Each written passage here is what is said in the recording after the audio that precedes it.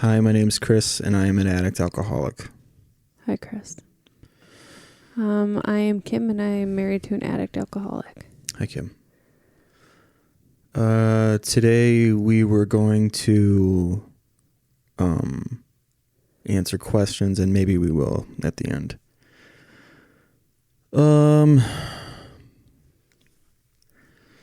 Days like this are super hard because I remember like when I would feel hopeless, that married so well with being intoxicated. Yeah. It you know, the right song, the right amount of booze, it just and we're cut from the same cloth in that when we're sad, we don't just be sad. There's sad music, there's sad colors, there's things that like have always gone along with depression for us. Yeah. You know what I mean? Mm-hmm. So we'll start out with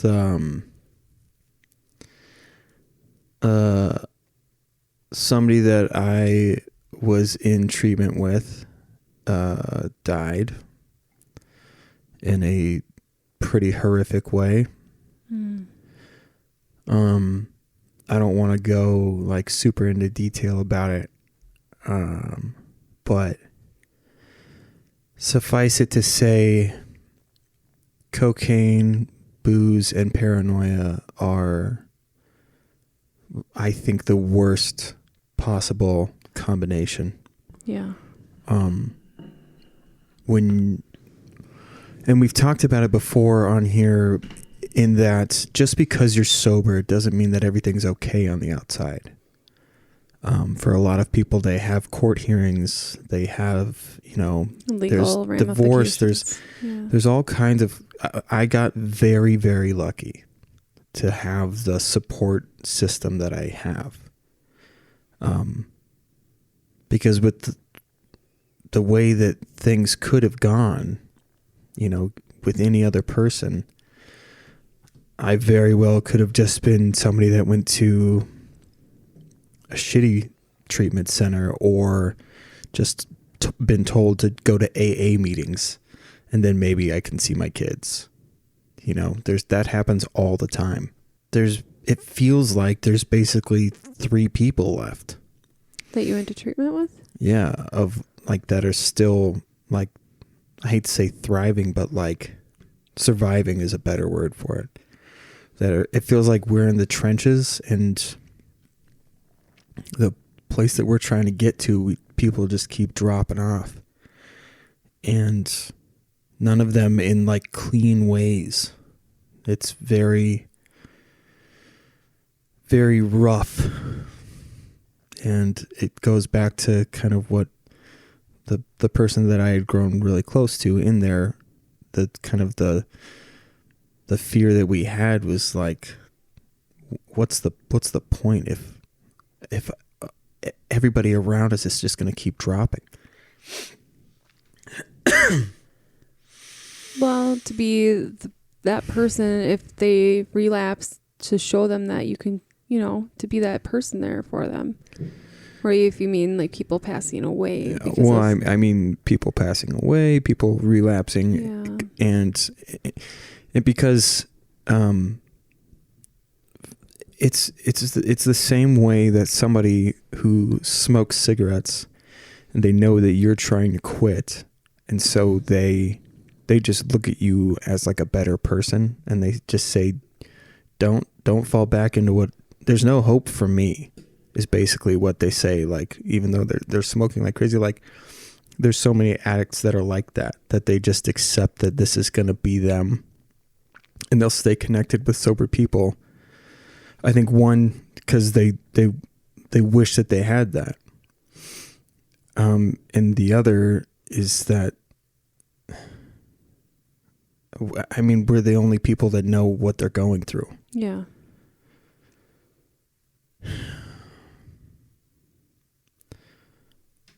And then I was very close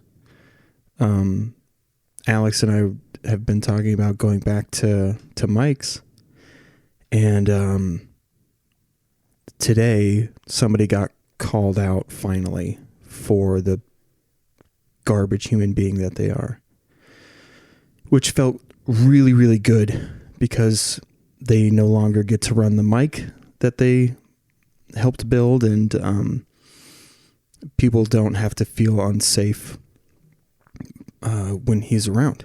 Yeah. And that was led by women. That was led by the people who had been affected by him, which is super empowering to see. Our friend Mackenzie literally made the comedy scene safer. Yeah. Just by, not just by being brave, but by being brave. Somehow finding that strength to be able to come out and say that stuff, because I personally was told by people who had been victimized by him to not say anything because he's just too big. He's got a role of power. Yeah. Yeah. And by saying you can't say anything because nothing's going to happen to that person, which is awful. And now we're starting to see people kind of going down in the comedy world because of behaviors and inappropriate behaviors, and which it shouldn't be okay. People shouldn't have to be silenced. Yeah. There's this, I keep trying to understand it. I don't know, man. The comedy scene's interesting because if some male talked to you like that in a regular workplace, they would be gone. And I've seen it. They're gone. Or, like Johnny Crutches, you get exonerated and amplified. So that's why you have people who make it seem like it's nothing, because that's the only way they seem to know how to survive this fucked up thing. The fucked up thing happened. That person does better now and gets more attention. And these women are made to like, it makes me so angry that there's like,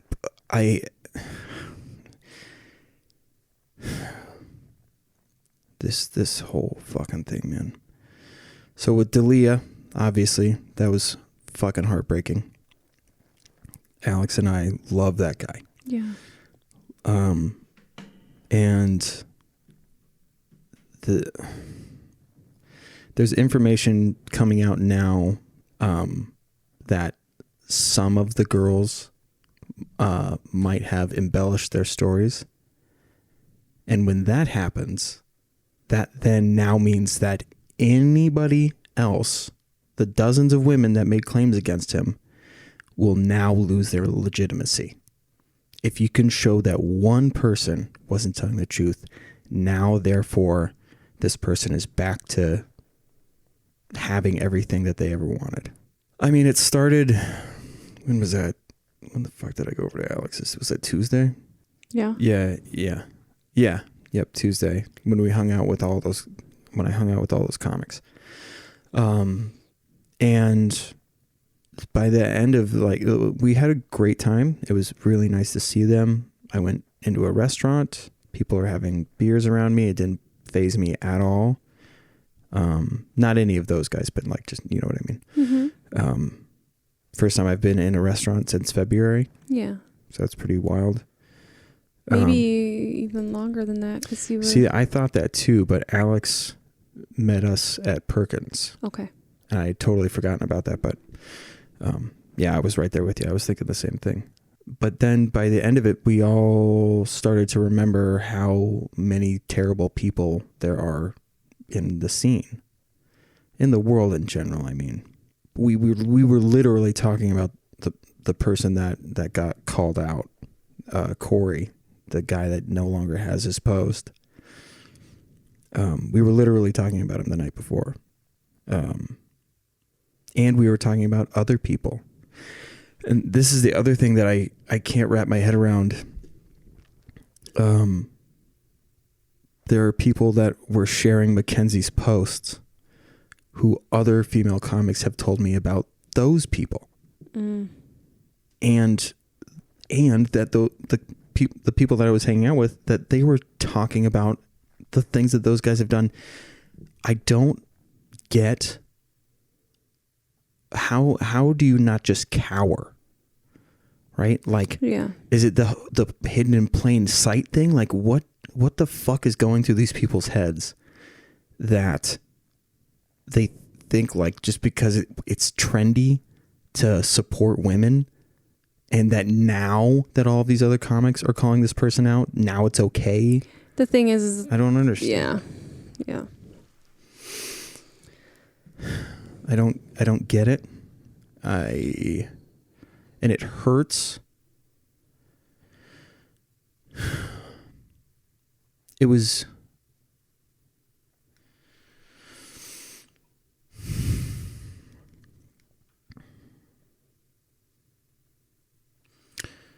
it's easy to not like Corey. It's easy to not like Johnny Crutches.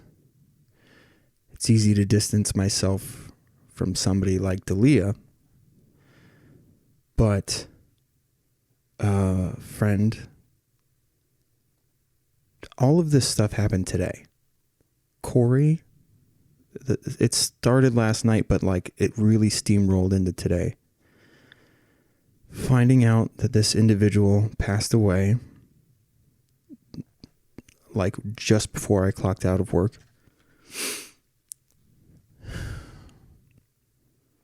And maybe an hour after I got home, finding out that somebody that I care about a lot is being accused of something pretty heinous towards another woman. And like I said, it was easy to not like, to distance myself from these other people, but now I'm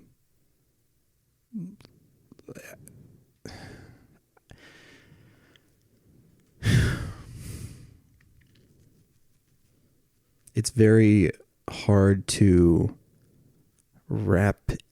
I've never had somebody close to me be accused of sexual assault before.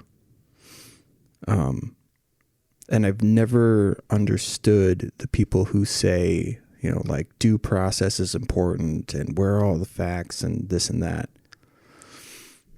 Because it seems so obvious in the majority of these cases. But I'm like completely torn by the accusations and the person that I know. It feels very, I don't know. It's super hard to process. And it's just... Is it someone I know? Yeah.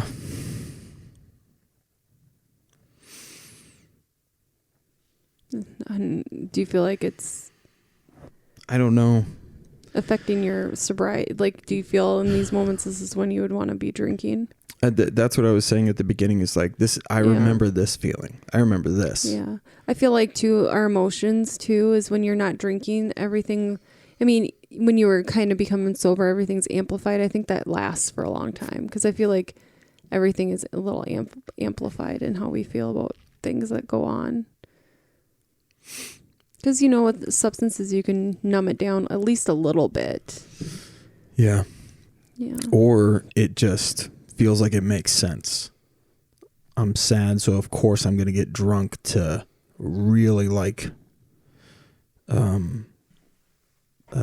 amplify that feeling. To have to, for some reason, to have to feel every sad particle that is associated with whatever you're going through. I don't know, because I think liquor makes it so you can't drive. Mm-hmm. So you're committing to being depressed. Yeah. And it's a depressant, so it may, yeah.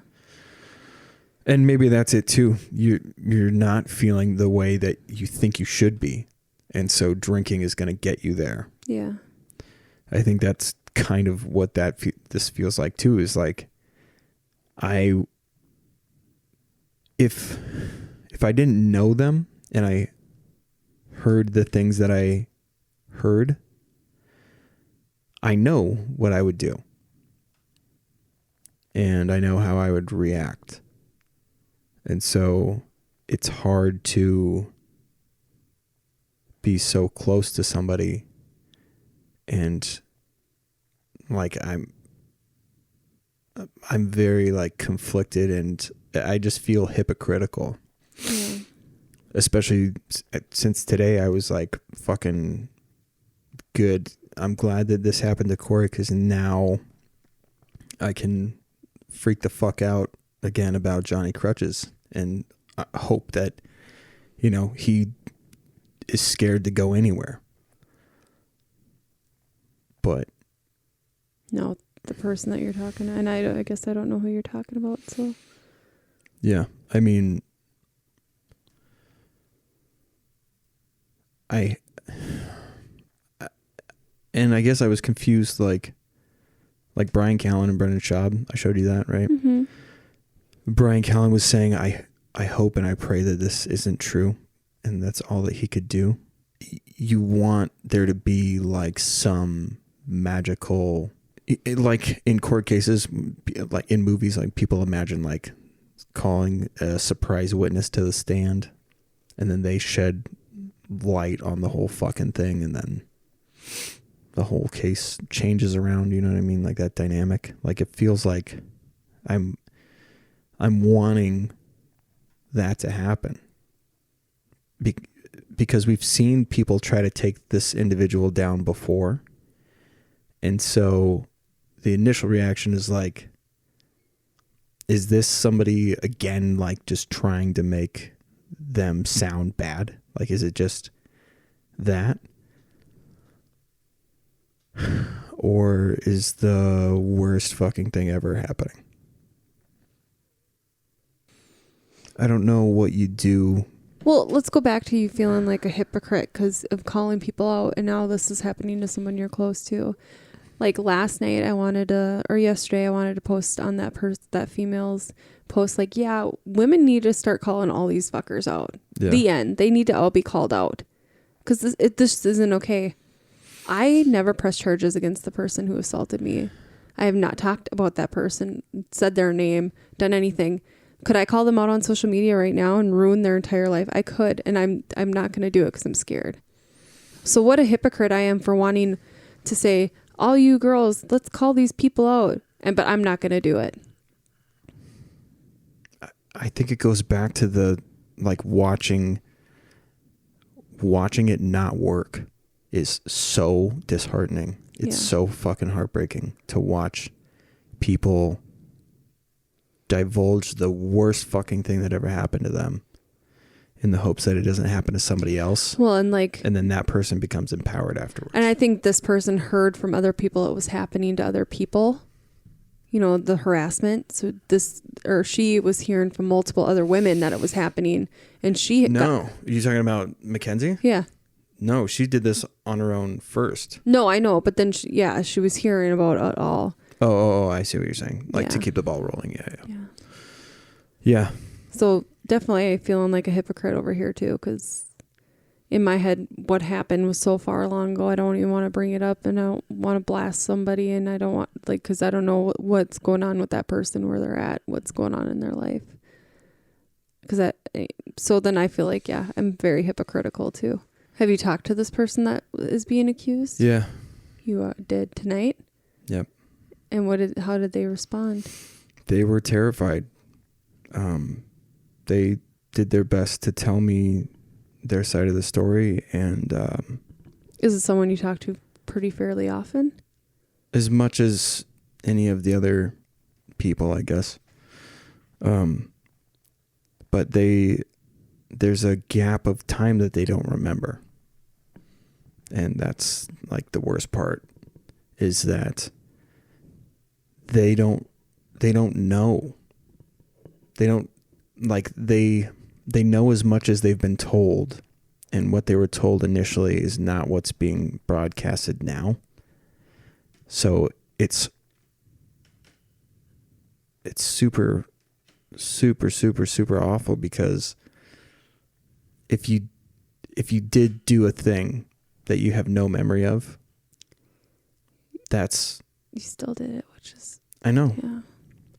That's the worst part. The worst part, I feel like, being in that mind of the person that doesn't remember it or blacked out. What a terrible feeling of blacking out and not remembering something like that. And then you feel terrible in multiple ways because you don't remember doing that and would hope that you wouldn't do something like that. Yeah. But you also can't say that it didn't happen because you weren't in your right state of mind, which is sad too. Man, so here's the other thing. When something has happened a long time ago and someone is pushed to come forward, the amount of trauma that kicks up,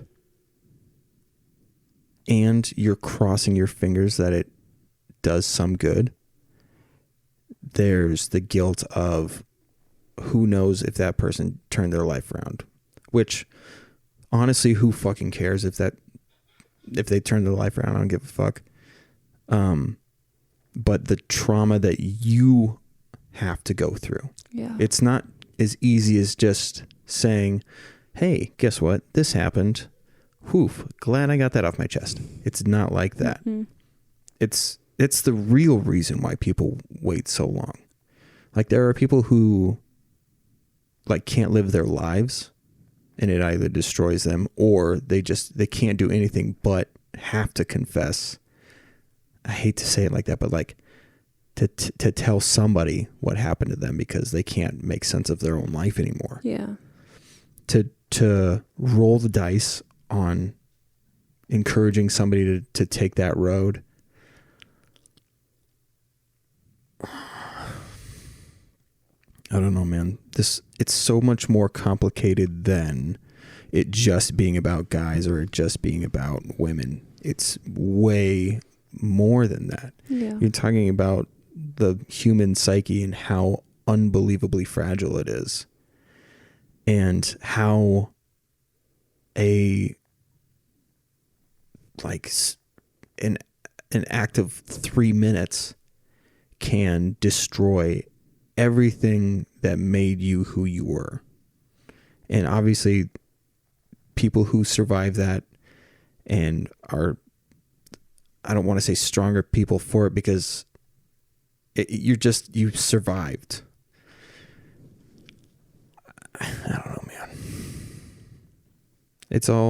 I'm very confused. Yeah. When you heard about Dalia, what did you feel? Anger. Did it remind you of anybody that you had spoke to when you were younger in that way? So I wish I still remembered what email account this was. And I've never told anyone about this. So I used to go in chat rooms, and I met an older guy, and I was probably 15 at the time. I was young. I may have been 16. And this older gentleman was an English teacher in the cities. I can't remember what school. And he would send me very inappropriate emails, like very descriptive, inappropriate emails through chat, with the chat and whatever. Yeah. And yeah, it was awful. Very much grooming. Yeah. Yeah. Did you tell anybody about it, like when it was happening? No. Nope. I thought of it after I heard this Dalia stuff. I'm like, yeah. I wonder, and I know I won't remember my password to that, whatever. I thought about trying to go into all my email accounts and figuring out who it was. Because thinking now, he could have easily been fired. He was in his 20s. Had to have been 15. Because, I was in chat rooms and I was very naive. And didn't, someone older was paying me attention, making comments, and then sent me really, really disgusting stuff. But I mean, I don't, being a young girl too, like it happened a lot. I knew, like, cause we were going to record last week, some night after this Dalia stuff had broke, and for some reason I just knew. I hate that it's that common. I knew that if I asked that you would have an example, because there's so many people that because it's behind a keyboard, there's like this detachment from it. Mm-hmm. And so saying whatever the fuck they want to anybody of any age, it doesn't matter to them. Yeah. And that time you didn't speak out and say anything. Yeah. And I'm not saying it just happens to females. 100% happens to males too. Sure. Yeah. Yeah. I mean, that's one thing that they're talking about with the Comedy Store is Mitzi Shore would make comics sleep with her, and that would get them stage time. Like, yeah, it's people of power or people who feel like they lack power, and so they find it in these vulnerable people. Yeah, seemingly vulnerable. And I'm not saying like vulnerable, like I'm weak and all that, but in comparison to their power, they have a power over. They see their window of opportunity into this person's blind spot, and then that's when they take advantage. So you don't have to be gullible or anything like that. And I remember I was still 15 because it was after I was assaulted because I was felt very poorly about myself. So it's a sad world right now, man. It's so fucking, yeah. I hate it. Yeah. You want to try and answer some questions? Yeah, sure.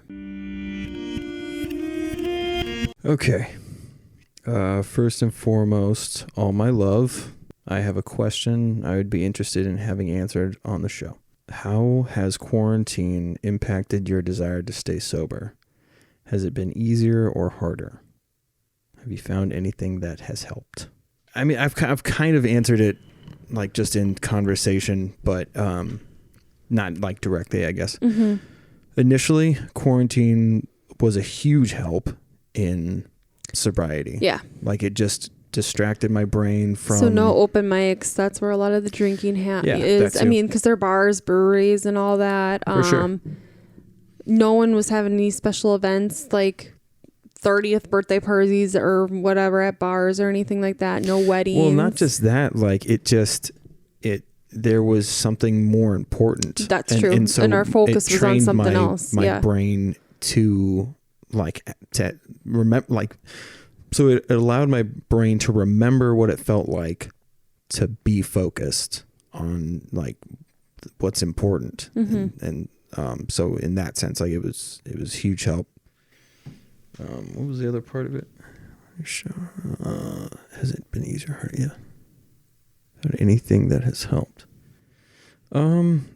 Obviously doing this is the biggest help. Mm-hmm. Being able to record these things. It's a huge fucking help. Yeah. There's a lot of like things that I don't know, would like bat around, but wouldn't really come to fully realize until we started recording.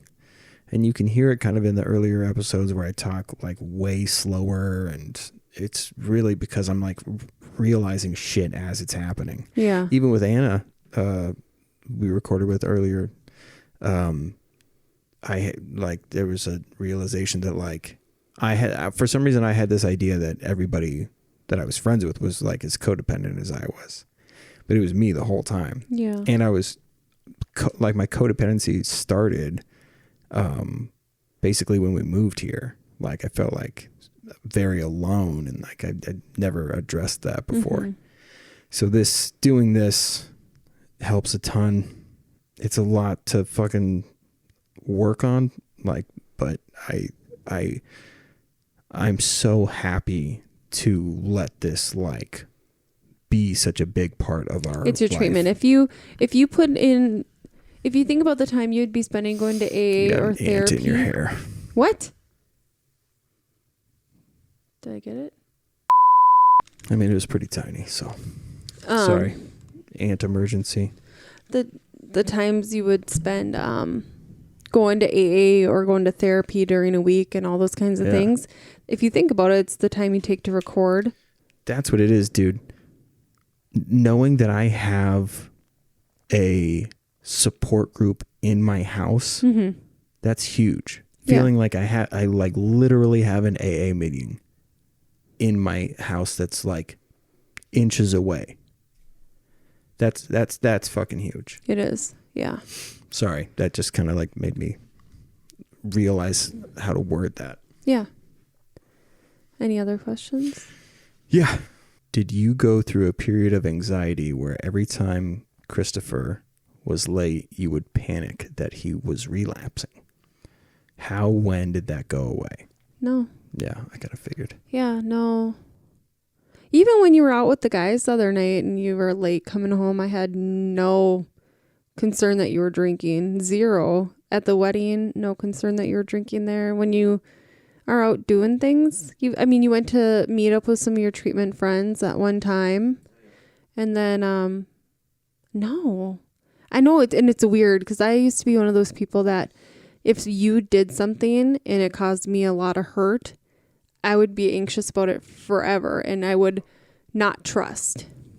Sure. But I think it's very, very important. If someone's if they're in recovery, if you don't trust them, you don't help them develop their confidence in the fact that they can remain sober. Yeah. If you're constantly on them and making them feel like they're doing something wrong all the time, that destroys someone's confidence level. But I don't even need to tell myself like in my head, like, come on, he's not doing it. Cause I'm just like, if it got to the point where you relapsed, then we would deal with it then. But I have no concern that you are. I have none. I don't know. It's weird that something that intense took me away from everybody for weeks.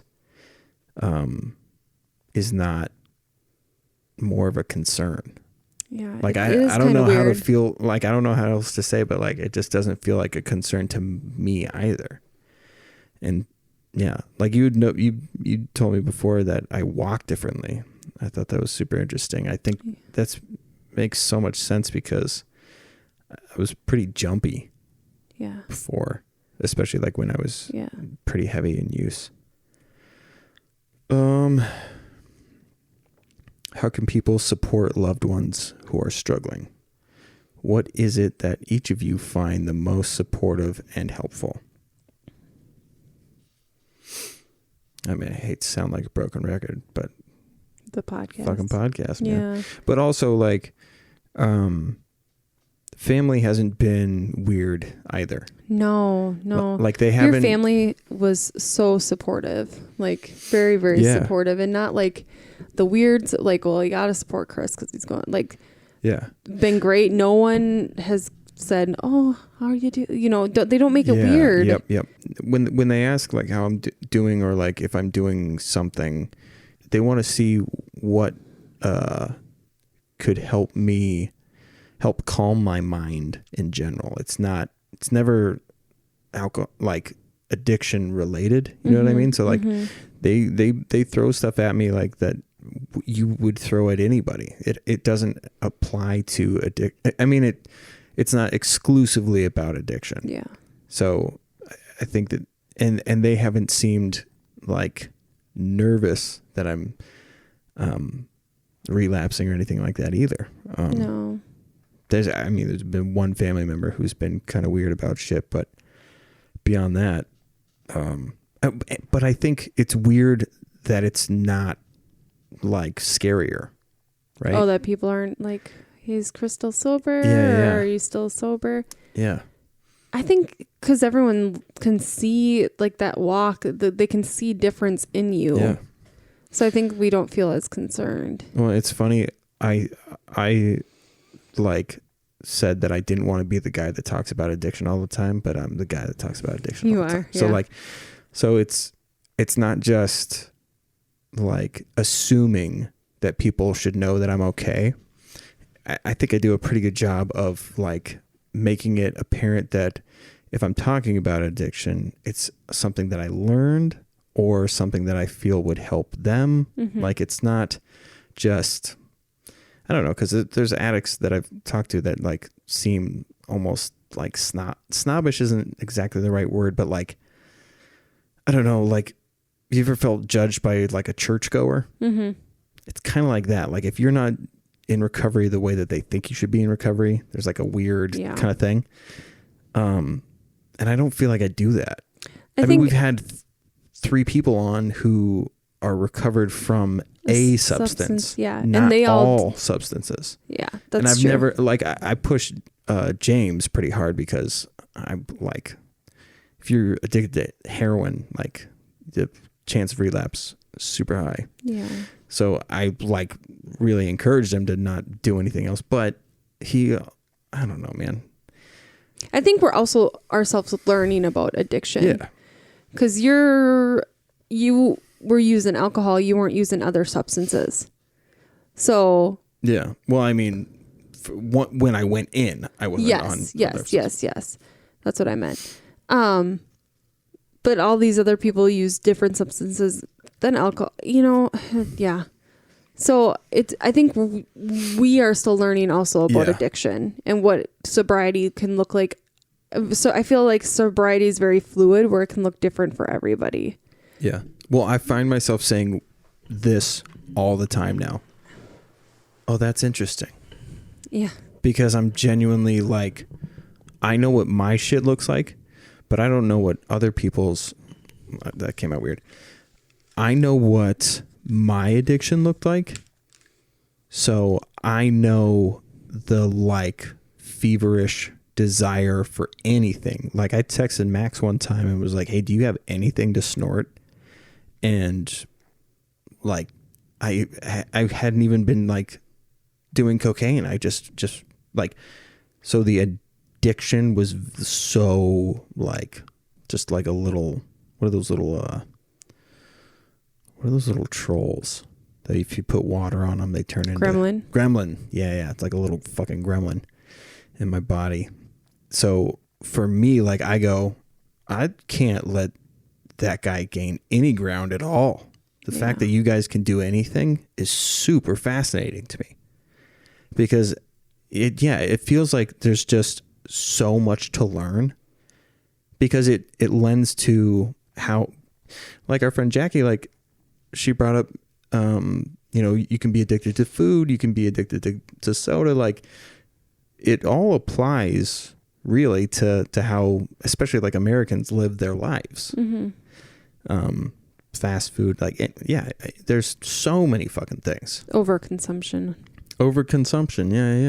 Yeah. Of some substances. Lack of moderation. Yeah. People can get addicted to exercising. Absolutely. Yeah. For some reason, like when we find a good thing, we try to figure out how to monetize it. Mm-hmm. That is so common in society. The second that anybody caught wind that beer was cool and not just for rednecks, they fucking tried to capitalize on it. There's breweries everywhere. Yeah. Now that beer is a cool thing, it's everywhere. And yeah, so like you were saying, like exercise can be that thing. Sports, like nothing can just be an enjoyable thing in this one way. It has to be marketable. Mm-hmm. It's a capitalist fucking society. It sure is. Any other questions? So I think it's interesting how some people get addicted to substances and some people get addicted to like actions. That's funny. We were just talking about that. Relationships. And I'm oh yeah. curious. Okay, we'll let her ask her question. Like a physiological element to that or a psychological element I think both. So I think a little bit of everything. I think you can get addicted to something that's not necessarily a substance and you crave that thing. And when you receive it, you have, dopamine and all that released. Yeah. People can be addicted to sex. Oh, absolutely. And you're releasing that dopamine when you get that. Well, I mean, we talked about exercise, yeah. sodas, but food. So the interesting with the big takeaway for me, like from having Anna here, was the relationships. Like how I for sure was so easy it is for a relation, because you're told that you have, that's such a fine line when it comes to relationships, because you're told how important commitment is and moving forward with your life and making a family, and what the fuck does that look like, and how do you get there? Yeah. So Sorry, gross. do you have Corona? I hope so. Oh my God, I hope it's Corona Light. But yeah, the like, so getting, like, thinking that you're getting closer to that goal, right? And if you think that this is the only path to that goal of like having a family and whatever you think is going to make you happy, like, relationships are so easy to get addicted to. Oh, I can. Yes. Yep. I was. Yeah.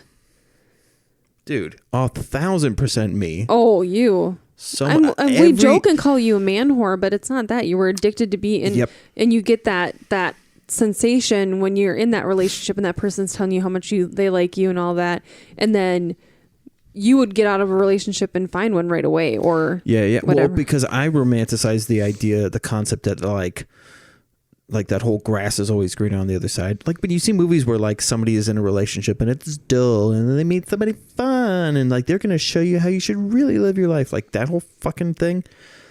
I thought that like there was always some deeper connection. I was always gonna find somebody that had an even deeper capacity for love. Ain't no one got more deeper than me. Yeah, that's a deep cavity. But I agree. I think you can 100% be addicted to being in relationships. Yeah. Anything. If it can affect your life, how do you word it?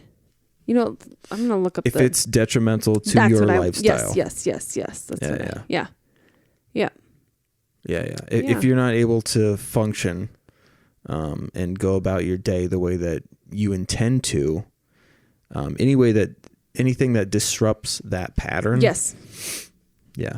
Well, and the interesting thing with the relationships is that it's all of the things. It could be genetic, sure. Biological. Yeah, biological. It's physical, it's chemical, it's like all of your sensory, like, and more, because you're also, because there's things that like instinctually, right? Sexual attraction, yada, yada. But then there's the fact that we're so self-aware, like humans are very unique in that way. So it's not just when they're there, they take up your headspace, and you fantasize about them. You can't wait to see them again. You like an animal. If I smell it, it's here. If I don't smell it, it's not here. I'm not going to fucking worry about it. Like, we don't get that option sometimes. Yeah. That person can completely engulf every aspect of yourself. Yeah. And then other things, video games. Yeah, for sure. You get sensory from video games. People can be addicted to video games. Yeah. Games on your phone. Shopping. Oh, yeah.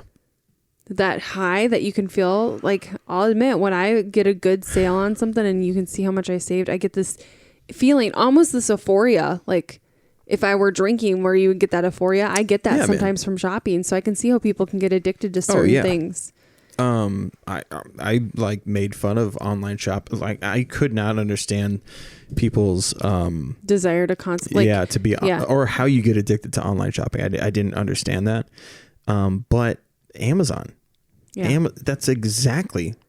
We don't call it online shopping for some reason. We call it Amazon. Yeah, but you think of something, or you're like at a store and be like, oh, I wonder if I can get it cheaper from Amazon. It becomes a thing, and it's so easy. It is, yeah. To buy. But then you check out and you're like, oh, cool. You spend thousands of dollars while pooping. Isn't that weird? Yeah. I'm pooping and buying thousands of dollars. Lots of sensations when you do that. That's so weird to think. It is so weird. You could never do that back in the day. You couldn't be shitting and buy a house. You could be shitting, buy a house, be shitting in a different house the next day. Anyway. Sorry. Okay. I want to be funny because I guess today's it been started- so goddamn dark. Yeah, it's been dark. Well, if you got questions. Yeah, I was going to see. Did I tell you about that when Jake was here? So sorry, listeners. We just popped back into. We have one person that asks questions, and they give great detail, and it's so fun. It feels like they're here whenever I watch those videos. But when Jake was here, we were talking about how like we're not gamblers, but we want to fucking gamble. I know. I feel like you're constantly trying to find that new thing to replace alcohol. Yeah. Well, I mean, I think I'm so excited that I'm sober when I'm making these decisions that it feels like I have all of my sense about me. And so therefore I get to experience it for what it actually is. Rather than when you get drunk and convince yourself to do something, or Yeah, like it's way easier to convince yourself to do something. I'm sober. I have all of my faculties, and I'm able to say, I actually want to do this. You know what I mean? Mm-hmm. Like that's a sensation that I really fucked up. So, like, have you gotten that desire? Like, I, as a sober man who loves my wife, really want to go to IKEA No, and experience the full IKEA experience sober. I've experienced IKEA sober. So that hasn't changed yet. No, Okay. I'm just checking. I still hate people, Yeah. which is ironic kinda because I nice. love people, But you hate people. but I hate people. You're not addicted to people yet. Mm. That's okay. But I am, but I'm not. But yeah, so that's just interesting to me because I think about that in the sense that what does that feel like sober? You know what I mean? Yeah. Because I mean, when's the last time I went to a movie and didn't have at least a beer? Yeah. I think traveling's going to be different too, sober. That is probably the only thing that I'm like, I don't know what that looks like at all. Yeah. Because every minute that we were in California, I was so fucking bored or pissed that I couldn't drink for whatever lapse of time that I couldn't drink. You know what I mean? Like if I had to drive from here to here and then I'm like, well, shit. And then we're going to have to drive back.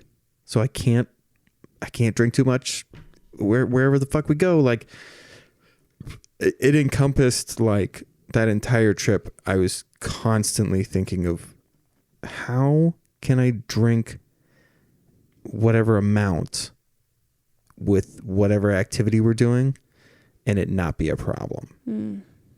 Or how do I convince you to like succumb to the fact that I'm gonna be way more relaxed if I can drink at whatever thing we're doing. Yeah. Because that concept was so great to me.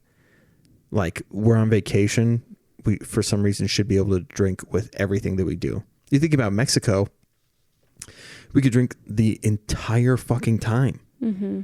That was bananas. Yeah, it was crazy. And we didn't have to go anywhere, so everything was already there. So trips like that, it's weird to think about. Yeah, maybe we need to push those ones out for a while. Oh, no. I didn't mean to word it like that. What I mean is, it's like in the same way that I didn't know what sobriety looked like when I was in the hospital, and I was You just don't know what traveling's going to look like. I don't know what that looks like and what that's going to feel like, Yeah. because I associated every activity with, Can I drink there, and when will I be able to drink next? can I or can I not drink, and then when can I drink next? Each activity was based around that. Interesting. Yeah, man. So that's the other weird thing is like Anna brought up like she didn't know that I was. Do you need to go pee pee? No, my back hurts and stuff. Just stand up. I'm fine. You sure? Yeah. You don't want a pillow? No. But Anna brought up that she didn't realize that I was using in high school.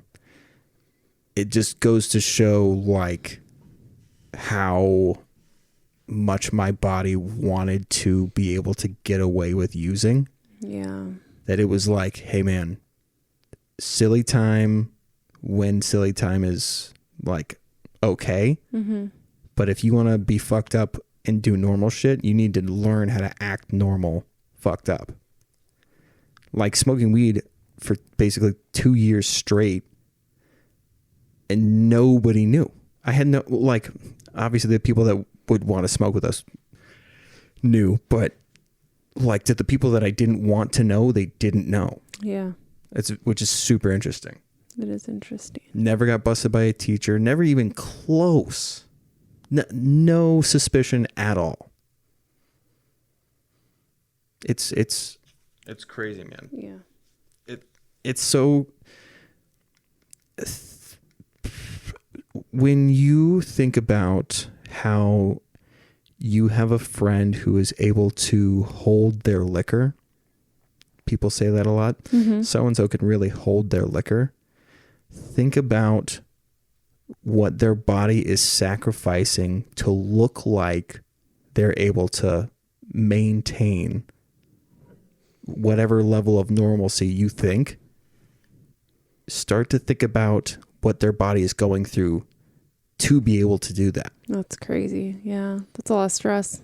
Yeah, you are. You're man, I can't, because you're killing blood cells, right? While you're doing it. And then your mind is going into overdrive to try and make up for what you think it's just, or if not, then where is all of that going?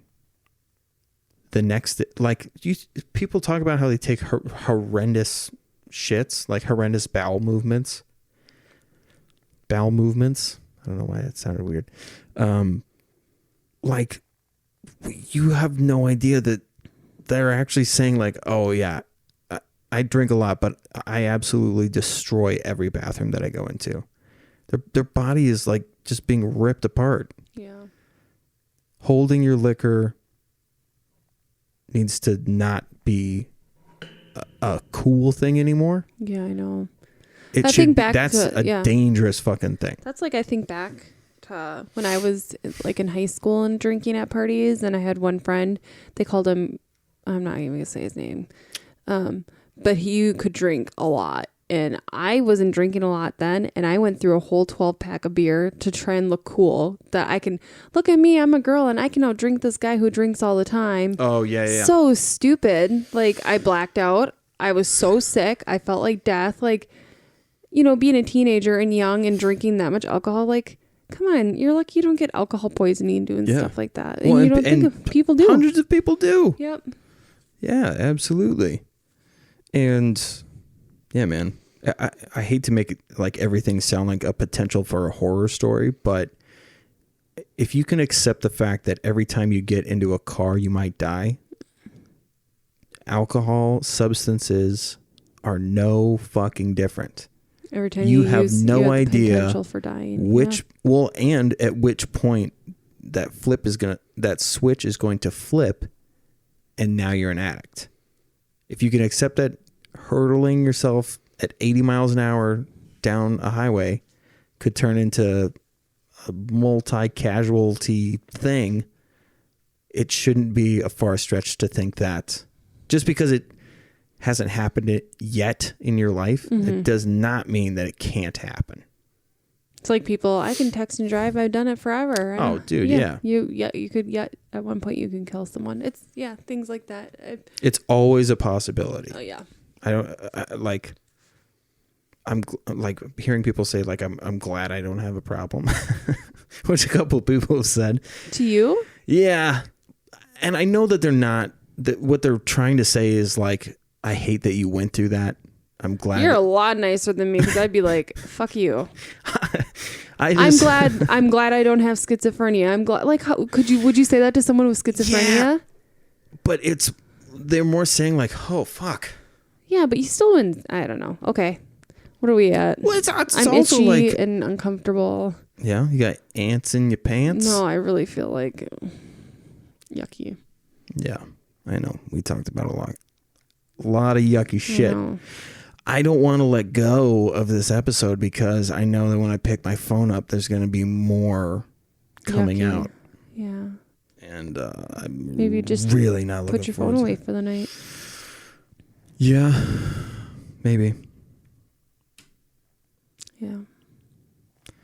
I don't know. People like look around at who is closest to you right now and say at least one reason why you are so close to them. That is a thought experiment for this episode. When you're done listening, think of those 3 or 5 people, however many, and say at least one reason why they are so close to you. Why you're so close to them. And just try to appreciate that you have that type of relationship in your life. And that you're able to recognize why they're important. And think of who would be in your support system if you could pick a support system right now. That's a good... Yeah. They always say, like, who would you want on an island with you or whatever? Yeah, your support system who will have your back no matter what. Say Yeah. if you're in recovery or if you're currently addicted or your family, you have a family member, loved one, anything like that, friend, think of who's in your support group because those are going to be the people there for you. Yeah. Well, and tell them what you appreciate about them. Yes, I think that's what I was the gonna thing is that you have all these people around you, but remind them why you're so appreciative of them. And it's amazing what they'll say back. Yeah. Get over that. Like, so do that thought experiment. Get over the fear of that awkwardness of telling them that and just fucking do it. Yeah. It's good to hear it being on the other end when people say positive things about you. Well, I've said it for years how I'm not afraid to tell my friends that I love them. Yep. I'm lucky that like the comics that I'm friends with adapted to that really quickly because they recognize like that's an important thing. Sincerity. Yep. Yeah, sincerity. Absolutely. Yep. So reach out to some people and tell them what you appreciate them, especially with how dark and awful the world is right now. It's always actually been dark and awful. We just know more about the dark and awful stuff now. But it's easier to turn those rocks over. Yeah.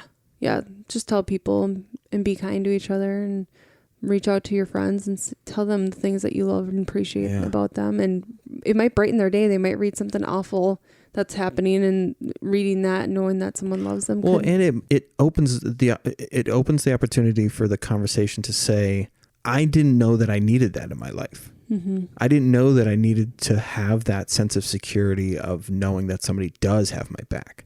But now that I do know that, I want to reciprocate the shit out of that back to you. So it creates much deeper relationships. I agree. Not that they have to be like super deep, but just knowing that.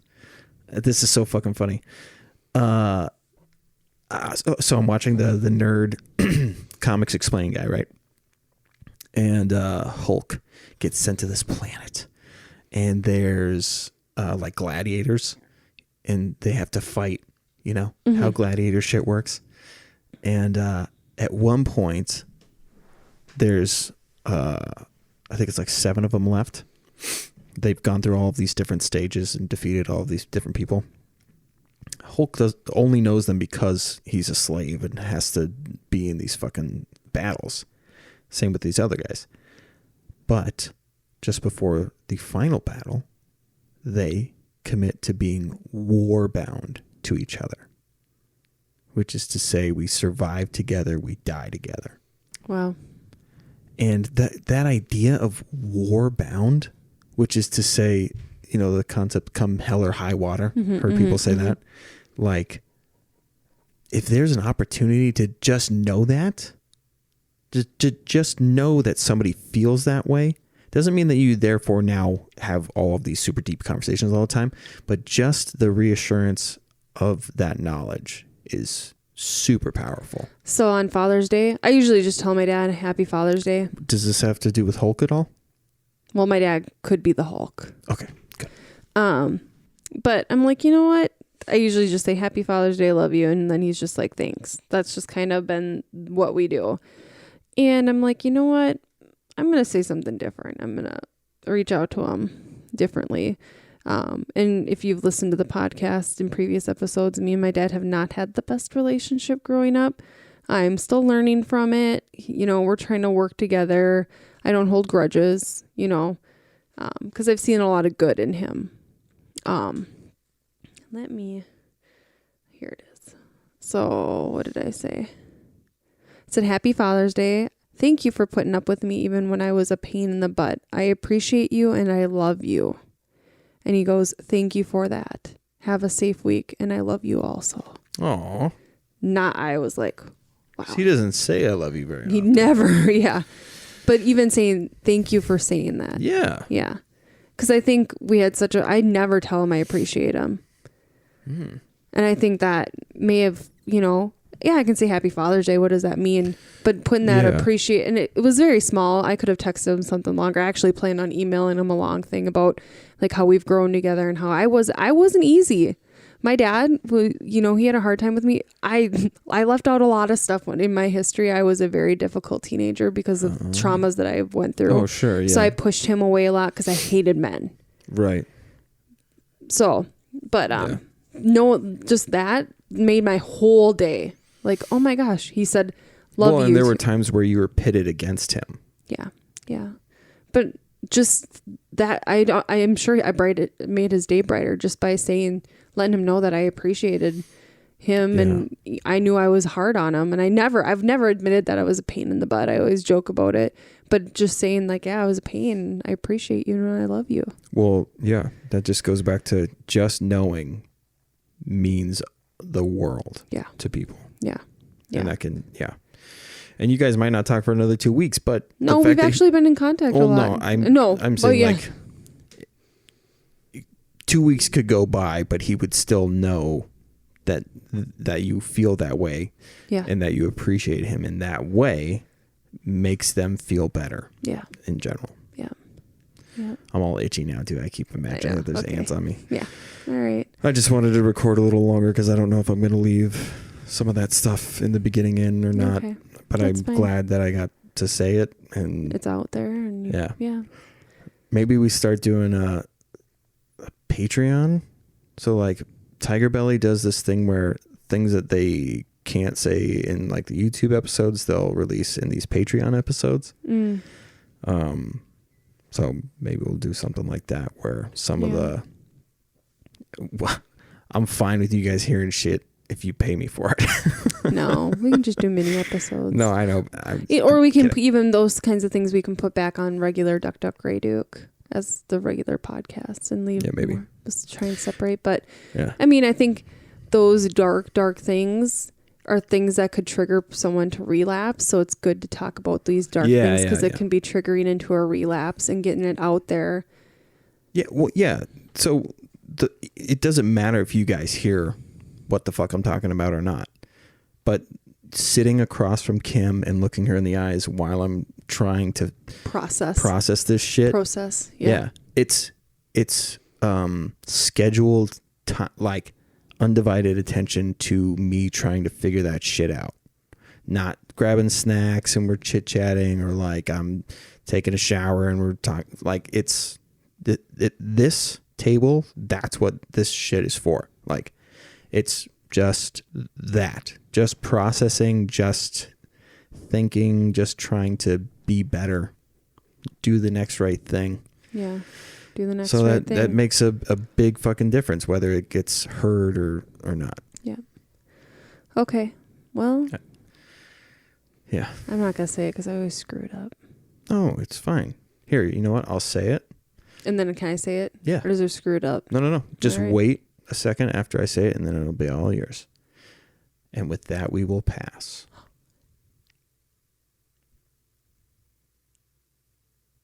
And with that, we will pass. Beautiful. I love you. I love you. I'm itchy.